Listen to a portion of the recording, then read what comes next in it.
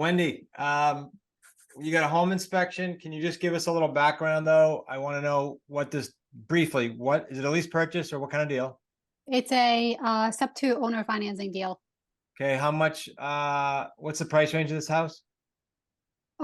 So between the debt and the equity payout to the seller, it comes out to around 288,000. And Okay. What are all three paydays? Ballpark. I'm guessing 70s. Yeah, so that's the thing. I don't know how to figure out the payday two, just because this is adjustable rate mortgage. So the payment goes up December of 2024. And then And what after that? And then it would, well, the payment will change every December.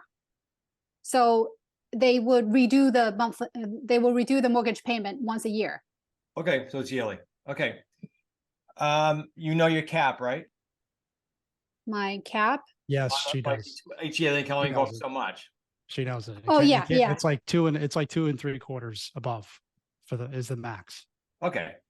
Well, it's not. The max is 9.99, right? But the first year it's going to go up to 2.5% on top of the initial interest.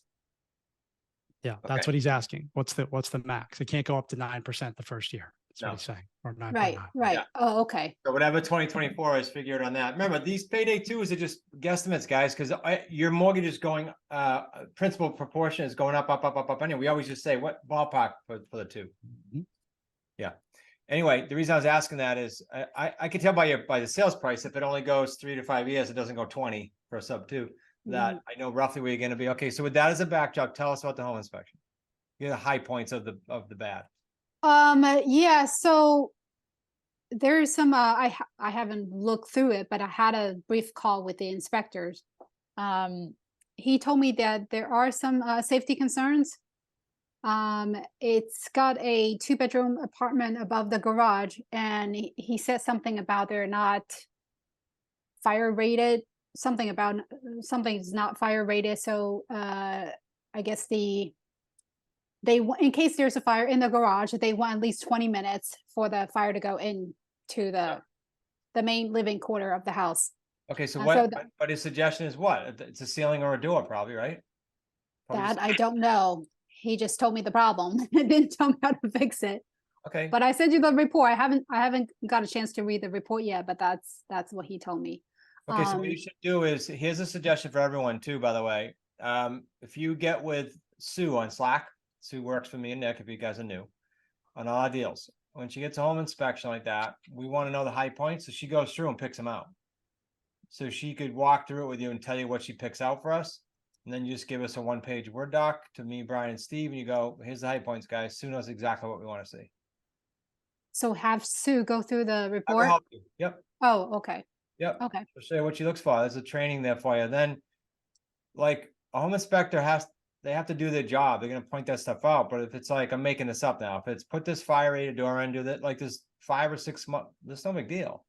If on the other side, Rick had home inspection come back for John Clark the other day, was it the foundation? Yeah, there's like some footings that were wrong. Like there were some structural issues.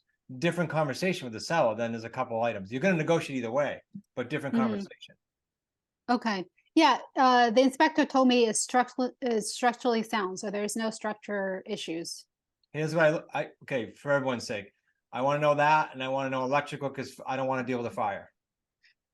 Yeah, that's one of the concerns. He told me that there are some exposed wire up in the attic. They were supposed to be, covered, but they're not. Okay. Again, sounds small. Sounds tiny. Yep. So 2 things, and then I'll have Brian and Steve, who have both been through this, good and bad, comment. One is, what comes to mind is get that list. That list is mainly for you to, well, understand the show, but for you to negotiate with the seller.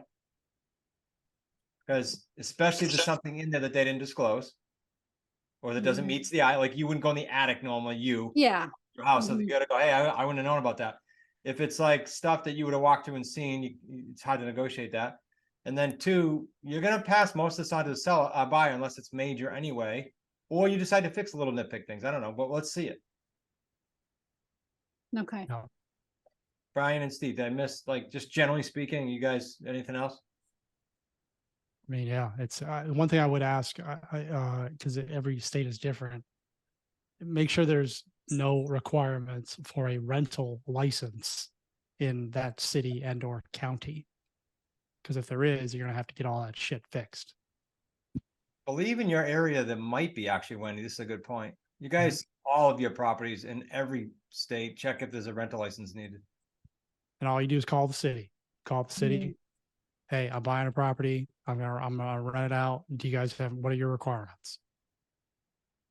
Every time you get into a house, lease purchase, whatever. Just, you got to know, because then because they'll find you. Do you think Brian went through this? This is why the coaches is so key for this community. Yep. We take the lumps. Yep. They'll find you. They find you, and they do it by, like the utilities, like you change utilities, like they pick up on that stuff and they're just looking to get a fee. But, if they find something that's no good, it's electrical stuff like Chris is talking about, fire. They want it to be safe, right? Mhm. So the GFCI, I looked at your report. It's mainly roof and GFCI stuff, and that one smoke detector thing. It doesn't look Yeah, too Brian? terrible. Okay. But it's 189 pages, but definitely have Sue look at it because I didn't go through the whole thing. Sounds like, well, let me ask you guys, you worked on the deal. Does it seem like a solid house when you walked through? Nothing crazy? Nothing crazy. Okay. So it sounds like, Brian. Steve, I don't know. Is there anything we missed?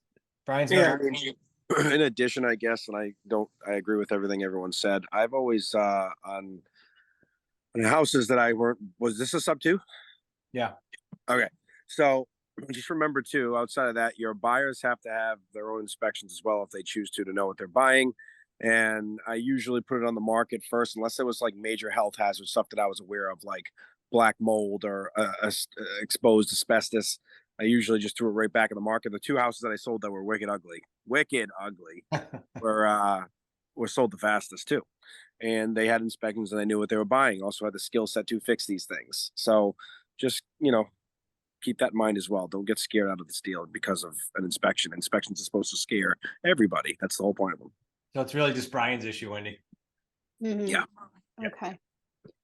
Good. The other question I have about it is, Shayna reached out to me and asked me for the deal structure Sunday sheet. So Yeah. because this is adjustable rate mortgage, when I first got the deal and I did my calculation, I was based my payday 2 numbers on it's a 5-year term, but the monthly payment is not going to stay the same. So I didn't know what to put there. I only did it for the first year because first year I know exactly what the monthly payment is. You just ballparking, like we just said earlier, the same answer. You ballparking the 2 based on December, like whatever you have now, or you can base on December of 24 if you feel better, but don't get too caught up in it. It's a Oh, process. Rates could go down. They could go down. Yeah. Just like, just do it as of today. Okay. Says it doesn't make any difference. And you also could take this and keep it 10 years and own a finance. Like there's all what if, but it could go up. Well, you just reminded me what Nick told me. So he said that he hasn't dealt with adjustable rate mortgage, and then even though I have a 5-year term on the equity payout to the seller, he told me that I probably should sell it within the next once I get a buyer, sell it in 24 months because it's adjustable rate mortgage. Well, you'll decide that based what Brian just said. You'll decide that maybe in 12 or 24. Again, there's a lot of what ifs. Okay. You could have good insurance and we could have a tornado in 9 months. Like, I'm being facetious, but you don't know. Okay. Start the deal like you would any other deal, and then we'll wealth stack later. 18 months. We'll start looking at this. Don't worry about it. Okay. I Who guess knows my who's last gonna be president? There's a lot of crap up in the air right now, right? You don't know what's gonna go on rates. makes sense. Yeah. So to figure out what the what do I need to, what numbers do I need to use in order to find out, okay, in deciding to take on a deal like this, what would the maximum monthly payment be? Because on the loan document it says over the whole course of the loan, the interest rate will not go beyond 9.99. So how do I figure that out? Okay, right now it's 1,100. But it won't go up to, let's say, 2,000. So if it's within this range and I'm comfortable with that, then I'll take on the deal, right? How do I figure that out? How much it's going to be? What's the yearly cap? I That's really what you care about, because you're probably you can sell out of it in 24 to 36 to Nick's point. Yeah, it's like 2.25 or Two, 2.5. thought you two and a said- half, 2.5. So it Wendy, would be running 3 at point, running at 2 higher than it is now, and then running at 4 higher than it is now. Now you're out to December 25, and then you decide where I want to exit this thing, how fast. okay. But to someone else's point earlier, Matthews, if the deal's an 80 grand deal and your mortgage payment's going to go up 200 bucks, I'm making this number up, 200 bucks and mess up your payday too for a year, do you really care? It's $2,400. I mean, so think Gotcha. about this as a whole deal globally, not payday two. Okay. Well, thanks for the reminder. But yeah, you bet. Yeah. My IRA had a deal that was 25 negative, but I cashed out of it tax free at like 116 grand. I didn't care. It was like $600, $300 a year, whatever it was, negative. Mhm. Yeah, Okay. global. Okay. Thank you. You got a good little deal. If you're doing a sub two, please keep in mind you're depreciating this now too. So whatever that is per month, at the end of your tax year, that's going to be a very happy thing for you. So look at the global deal, especially if you're owning. There's so many benefits. Here, one more benefit. You buy this sub two, you decide you are going to keep it more than 2 or 3 years or 5. You do a cost seg study on it. You write off 25 grand probably on that house in the one tax year by doing a cost seg study. Does everybody know what that means? Roughly speaking? No. Okay. So I can only talk from mine. So we just did a little house. It can't be bigger than that one. It was like, it's worth like 300 grand. Cost seg, just again, 10,000 foot view, layman's terms. You depreciate a house over 30 years, typically your accountant, right? Right.